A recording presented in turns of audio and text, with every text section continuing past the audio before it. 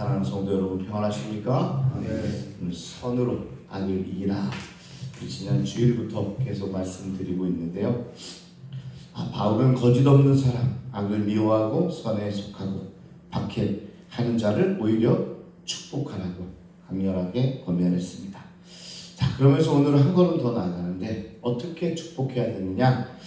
교회 안에서의 사랑에서 세상을 향한 사랑으로, 그리고 마침내 원수까지 굽는 사랑으로 나아가게 된다. 그 시작은 뭐냐? 그러니까 15절에 즐거워하는 자들과 함께 즐거워하고 우는 자들과 함께 울라, 이렇게 말씀하고 있습니다. 그냥 우리네 공동체의 문제가 아니라 세상의 사람들까지 다 포함해서 슬픈 자들과 함께 울어주고, 또 세상의 사람들, 우리 가족 말고요, 내가 세상의 지인들이 좋은 일 될 때 같이 기뻐할 수 있는 것, 그게 바로 오늘 우리가 해야 할 일이라는 겁니다. 참된 사랑은 그저 멀리서 감상에 젖는 게 아니다. 멈추어 서서 다른 사람의 내면 세계로 들어가는 공감이라는 겁니다. 스웨덴 속담에 이런 말이 있습니다. 슬픔은 나누면 반감이 되고 기쁨은 나누면 2배가 된다. 굉장히 성경적이죠. 슬픔을 함께하면 그 슬픔이 반으로 줄어드는 거예요. 그러니까 견디죠. 또 기쁨은요, 기쁨을 함께하면 잘됐다 기뻐하면 그게 100배가 되고 2배가 되고 10배가 되고 100배가 될 수 있는 겁니다. 자, 여러분들에게 한번 솔직하게 질문을 던져볼게요. 우는 자들과 함께 우는 것과 즐거워하는 자들과 함께 즐거워하는 것 중에서 어느 게 여러분들은 더 어렵습니까? 어떤 게 어려워요? 한번 생각해 보세요. 그냥 말씀 듣지 말고 힘들고 어려운 사람들과 함께 하는 것, 그리고 정말 좋은 일 생겼을 때 함께 기뻐해 주는 것. 자, 의외로 기쁜 일에 진심으로 함께 기뻐해 주는 게 훨씬 어려울 때가 있습니다. 함께 신앙생활하던 구역 식구가 사업이 잘 돼가지고 넓은 아파트로 이사 갔다고 합시다. 나는 여전히 좁은 지하 전세방에 살고 있어요. 근데 정말 마치 나의 일처럼 함께 기뻐할 수 있습니까? 남이 울면 아이고 힘들겠다 하면서 공감을 하는데, 남이 승진하거나 자녀가 명문대에 붙으면 축하해 말은 그렇게 하면서도 속이 쓰라린 경험들이 다 있잖아요. 그게 우리가 자기중심적이라서 그렇습니다. 그래서 바울이 이야기하는 거예요. 16절에 서로 마음을 같이 하며 높은 데 마음을 두지 말고 도리어 낮은 데 처하며 스스로 지혜 있는 체 하지 말라. 자, 공감해야 되는데 우리가 어떻게 슬플 때 함께하고 기쁠 때 함께 기뻐하는 공감을 할 수 있을까? 거기에 우리 바울이 얘기하는 것은 뭐냐? 바로 교만하지 말라. 공감의 최대 적은 교만이라는 겁니다. 그래서 높은 데 처하지 말라. 교만은 공동체를 깨뜨리기 때문에 교만해 하지 말고 오히려 뭐라 그래요? 겸손하게 공동체를 하나 되게 하라, 이렇게 되는 겁니다. 우리가 겸손이 그렇게 중요한 거예요. 그래야지만, 겸손해야지만 다른 사람을 공감할 수 있는 마음의 능력이 생기는 겁니다. 자, 그래서 함께 즐거워하고 함께 울 수 있는 것은 결국은 공감인데, 공감은 교만하지 않고 겸손할 때 생기는 능력이 바로 이 공감의 능력이라는 겁니다. 자, 여기까지 왔는데 바울이 이제는 더 어려운 사랑을 요구하는 거죠. 우호적인 사랑을 넘어서 적대적인 사랑이기까지 17절이죠. 아무에게도 악을 악으로 갚지 말고 모든 사람 앞에서 선한 일을 도모하라. 우리 마음 깊은 곳에서는 나에게 상처 준 사람에게 똑같이 갚아주고 싶은 복수심이 가려움처럼 존재합니다. 당한 만큼 갚아줘야 속이 풀리고 그것이 세상의 지혜라고 여기기 때문에 그런 거죠. 그런데 바울이 이야기하는 건 뭡니까? 바울은 단호하게 복수는 우리의 소관이 아니라 하나님의 소관이다, 이렇게 이야기합니다. 제가 주일날 설교를 하니까 어떤 분은 그래요. 목사님, 말씀을 들었을 때는 다 그렇게 고개를 끄덕였어요. 그런데 다시 그 일을 보고 다시 그 일을 생각하면 다시 마음과 불편한 감이 또 들어요. 또 확 화가 나요. 분노가 일어나요. 또 저걸 어떻게 용서하나 그런 마음이 생긴대요. 예. 그래요. 우리는 당연히 그렇습니다. 그런데 첫 번째로 우리가 뭐예요? 복수는 내 소관이 아니고 누구의? 하나님의 소관이다. 19절에 내 사랑하는 자들아 너희가 친히 원수를 갚지 말고 하나님의 진노하심에 맡기라. 기록되었을 때 원수 갚는 것이 내게 있으니 하나님께 있다는 거죠. 내가 갚으리라고 주께서 말씀하시느니라. 내가 심판자 자리에 서는 것은 하나님의 권한을 넘보는 월권입니다. 나에게 피해를 입혔는데 내가 뭐 아무것도 할 수 없다고요? 없어요. 아무리 나에게 피해를 줬어도 내가 복수할 수 있는 권한이 없어요. 그건 누구에게 있어요? 하나님께 있는 겁니다. 그런데 내 손으로 내가 복수하려고 하는 순간 월권이 되는 거예요. 월권. 세상에서 유일하게 심판하실 권리가 있는 분은 바로 하나님이시다. 여러분 믿으시기 바랍니다. 내가 원수 갚는 게 아니라 하나님께 맡기는 거예요. 그렇지 않았다면 십자가도 지옥도 없었을 거예요. 우리가 복수의 짐을 내려놓았을 때 하나님께서 하시겠다. 복수를 하나님께 맡기시길 바랍니다. 복수는 은혜가 들어오는 여지를 막습니다. 내가 복수심을 꽉 쥐고 있는 한 은혜가 들어올 틈이 없어요. 손을 놔야 비로소 하나님의 은혜가 들어올 자리가 생기는 거예요. 아주 중요한 얘기가 나오는 거죠. 우리가 복수심에 가득 차 있으면요, 복수로 우리 삶의 컵에 아주 만땅으로 채워져 있는 거예요. 그러면 은혜의 물을 부어주려고 해도 부어줄 수가 없는 거예요. 여러분 이해가 되시죠? 그러니까 복수의 마음을 덜어내야 힘들지만, 그래요 목사님 저는 안 돼요. 그래도 힘들지만 한번 그 복수의 물을 부어야 거기에 은혜가 탁 지어지는 거예요. 이 원리를 좀 깨달으시길 바랍니다. 만약에 여러분들이 누군가의 잘못된 내가 사업이 망했다고 합시다. 그 분노로 살면요 다시 사업을 일으킬 수가 없어요. 거기서 끊어내야 돼요. let it go 해야 돼요. 지나가게 해야 돼요. 비워야 돼요. 그래야 다시 하나님의 은혜가 채워져서 다시 사업도 번창하는 길이 열리게 되는 거죠. 그렇기 때문에 여러분 꼭 손을 놔야 됩니다. 그래야 하나님의 은혜가 그 자리에 들어옴을 믿으시기 바랍니다.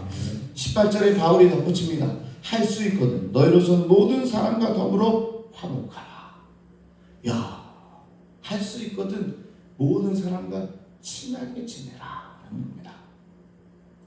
여기서 할 수 있거든 너희로서는 이런 조건이 붙어 있는데요. 바울도 현실을 알죠. 지금 뭐예요? 로마가 지금 박해하고 있는 중이잖아요. 그러니까 현실적으로 어려운, 화목하기 어려운 집단도 있는 거예요. 그런 사람들도 있는 거예요. 아무리 노력해도 상대방의 화해를 거부하면 회복은 불가능합니다. 그래서 너희로서는 적어도 내 쪽에서는 적을 만들지 말라. 상대방이 억지로 나를 적으로 생각한다면 그건 어떻게 할 수가 없잖아요. 최소한 나로서는 상대방에게 어떻게 보면 적으로 만들지 말라. 저는요 사실 이 사실을 제가 섬겼던 중학교에 한 목사님을 통해서 많이 배웠어요.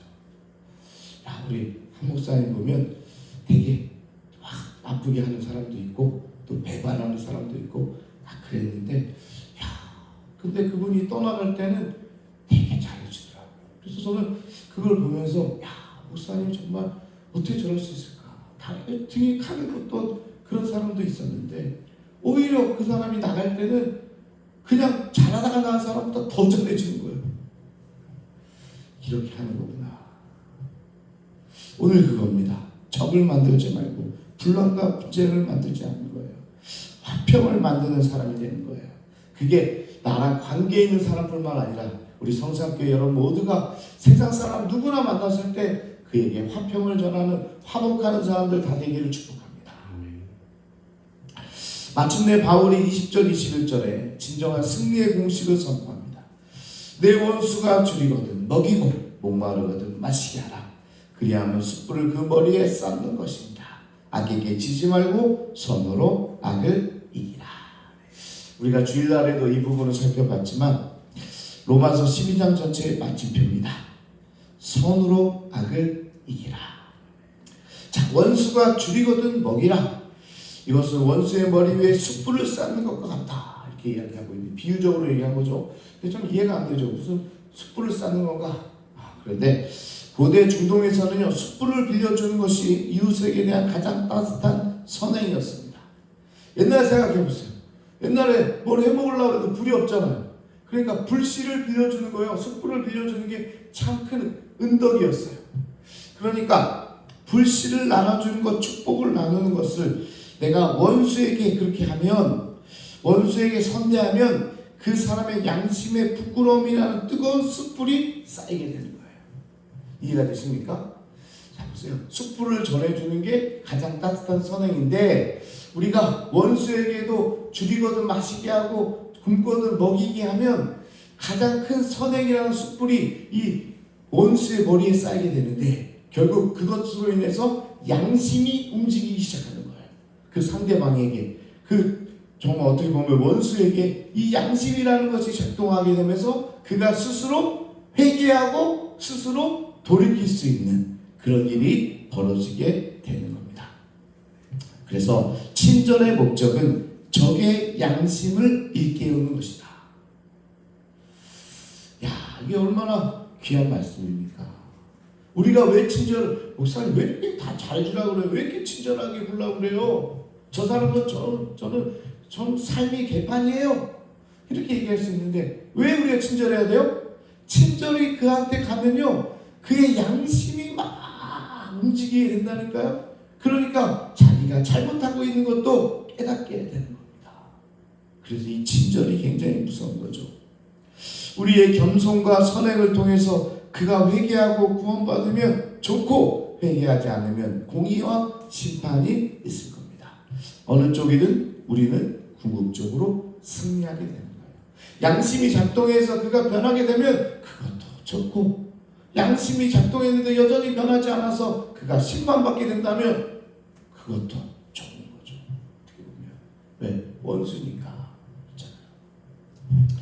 어느 형제님이 10년 넘게 함께 사업하던 동업자에게 배신을 당했습니다.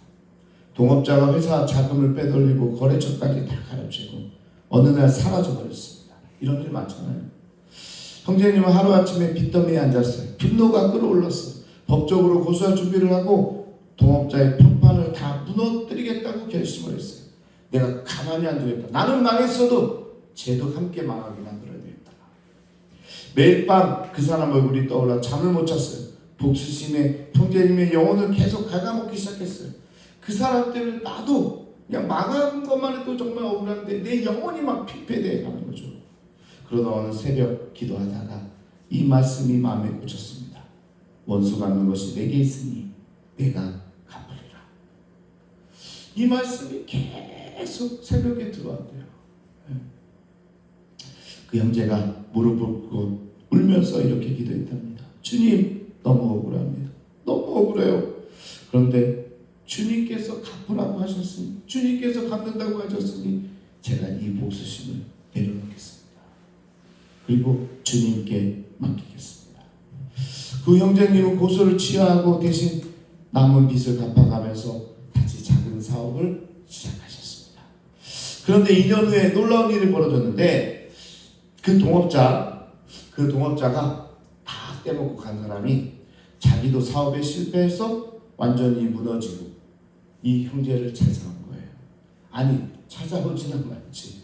그렇게 다 빼돌렸으면서 왜 찾아와? 차마 얼굴을 못 들고 고개를 숙인 채 서 있었어요. 자, 여러분, 형제님이라면 여러분 어떻게 했을 것 같습니까? 네? 막 욕을 해주지 않았을까요? 내 돈 내놓으라고 소리치지 않았을까요? 근데 이 형제는요, 밥을 사줬대요. 원수가 줄이거든 먹이고 목마르거든 마시게 하라. 이 말씀 그대로 나를 배신한 사람 앞에 밥을 차린 겁니다. 동업자가 밥을 먹다가 결국 울음을 터뜨립니다. 형, 어떻게 나한테 이럴 수가 있어? 나는 형한테 못된 짓 했잖아. 어떻게 용서라도 빌라고 하는데 형 아무 말도 없이 이렇게 밥까지 사주니까 내가 어떻게 있어? 울면서 그렇게 고백을 했다는 겁니다. 그랬더니 이 형제님이 나도 못한다. 내 힘으로는 진짜 할 수 없어. 그런데 내가 믿는 분이 나한테 먼저 그렇게 했거든. 내가 원수 되었을 때 밥을 사준 게 아니라 그분은 나에게 생명을 주셨어. 그분 때문에 나도 너한테 이럴 수 있는 거야. 내 힘으로가 아니라 나도 정말 나가 정말 못하게 굴었던 어떤 분이 계시는데 그분이 나에게 생명까지 주셨단다. 자, 동업자는 그날 이후로 교회에 나오기 시작했고 몇 달 뒤에는 세례를 받게 됐습니다. 복수의 칼보다 바람기가 더 강력했다는 겁니다. 그 밥상이 원수 머리 위에 쌓인 숯불이 되었습니다. 이 형제가 나중에 간증을 합니다. 복수심에 꽉 쥐고 있던 2년이 인생에서 가장 괴로운 시간이었고 그 손을 놓은 뒤가 내게 가장 은혜의 시간, 자유로운 시간이 되었다는 겁니다. 여러분, 환경은 변한 게 없어요. 망했어요. 이제 조그맣게 사업을 시작한 거예요. 변한 게 없어요. 근데 마음은 천차만별입니다. 2년과 2년 후에 마음은 완전히 다른 거예요. 완전히 복수심에 피폐한 마음과 완전히 자유로운 마음은 이 용서를 시작으로 이 말씀을 적용하기 시작함으로 변화되기 시작했다는 겁니다. 복수를 포기한 게 아니라 하나님께 맡긴 겁니다. 그러자 하나님이 제가 상상도 못한 방식으로 하나님께서 일하셨다. 그래서 지금은 이렇게 조금은 좋아지지 않았는가, 이런 얘기를 했다는 거죠. 사랑하는 여러분, 말씀을 정리하겠습니다. 오늘 본문이 우리에게 요구하는 삶이 세 겹으로 나타나 있습니다.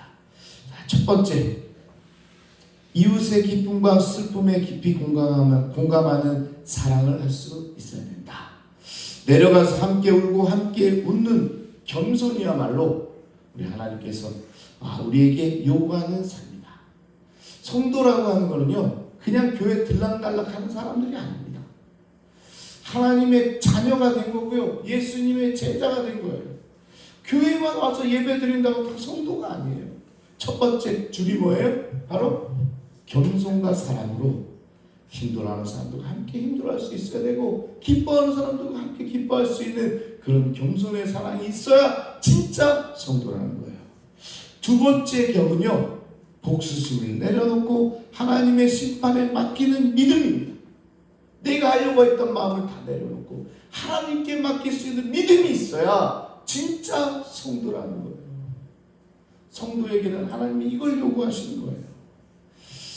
자, 그래서 모든 것을 다 내려놓고 내가 심판 자리에서 내려놓고 하나님께 맡기는 삶인 거예요. 세 번째, 원수까지 먹이고 마시게 하는 적극적인 선을 행함으로 나아가는 겁니다. 악의 사슬을 선으로 끊어내는 십자가의 혁명, 선으로 악을 이기는 삶, 그것이야말로 진짜 성도의 삶이다. 이 세 가지가 삼겹줄로 묶여져 있어야 진짜 우리는 예수님의 제자, 성산교회 교인이 될 수 있는 거예요. 여러분, 노력하시기 바랍니다. 저도 노력할게요. 목사로서 이 세 가지 덕목을 갖출 수 있도록 노력할 겁니다. 안 돼도 하나님께 맡기세요. 뭐가 여러분 거기에 동력이라고 그랬어요. 우리 지난 주일 기도라고 그랬잖아요. 기도를 안 하면 이 세 가지를 할 수가 없는 거예요. 우리가 무릎 꿇어서 기도하고 새벽에 나와서 기도할 때 우리가 아니라 하나님이 주신 능력으로 우리가 이것을 감당할 수 있을 줄 믿습니다. 이 세 겹의 사랑의 겹겹이 쌓일 때 우리는 악에게 지지 않고 선으로 악을 이기는 진정한 승리자가 될 줄로 믿습니다. 요셉이 그랬고, 예수님도 그러셨고, 찼던 교회의 유족들 샌더스도 그랬고, 복수심으로 선택하면 피의 고리가 이어지지만 사랑을 선택하면 비극의 자리가 치유와 회복의 자리로 변하게 될 줄로 믿습니다. 악에게 지지 말고 악을 선으로 이기는 우리 귀한 성도들 모두가 되기를 주님의 이름으로 축복합니다. 우리 함께 기도하겠습니다. 오늘까지 함께 기도하겠습니다. 나를 힘들고 하고 어렵게 하고 나를 정말 원수같이 나의 등에 칼을 꽂은 자에게 오늘 그 모든 복수를 내려놓고 오히려 하나님께 맡김으로 말미암아 내 영혼의 평안함이 찾아올 수 있게 해달라고 우리 함께 기도하기 원하고, 모든 악을 선으로 이길 수 있는 자들 되길 원하며, 또 함께 울어주고 힘든 자들과 함께 울어주고 또 기뻐하는 자들, 잘된 사람들과 함께 손잡아서 기뻐할 수 있는 그런 내가 삼겹줄의 사람이 되기 원합니다. 그런 사랑이 되기 원합니다. 그런 선을 베푼 사람이 되기 원합니다. 그런 마음으로 이 시간 우리 주여 한번 부르시고 통성으로 함께 기도하겠습니다. 주여